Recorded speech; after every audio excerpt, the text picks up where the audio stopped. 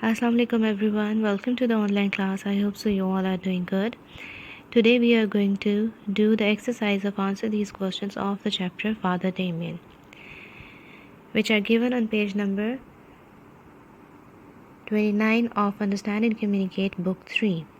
Question number 1 is, why do you think Father Damien regarded the tiny chapel as a sign of hope? Father Damien regarded the tiny chapel as a sign of hope because we human beings go to the worship places to pray for ourselves. The presence of chapel in the settlement showed that these people wanted betterment and they had hope for life. Question number 2. In regard to work, how did Father Damien set a good example to the lepers?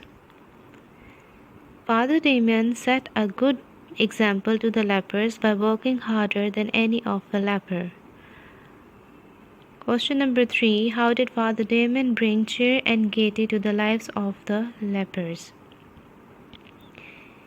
He made their lives cheerful and gaiety with music, colors, and festivals. Describe Father Damien's character. Which of the following words and phrases would you use? Father Damien was a kind, gentle, and sympathetic man. He had understanding nature. He understood the feelings of lepers and worked as a good organizer.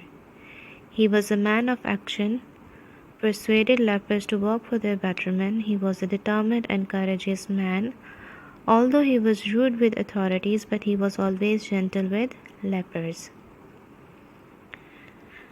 Question number 5. Say whether each statement is true or false. If the statement is false, explain why.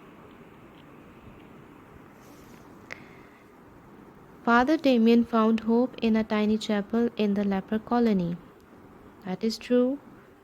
The colony was wretched and lacked discipline. That is also true. The first thing Father Damien did in the colony was to build a bigger chapel. Wrong.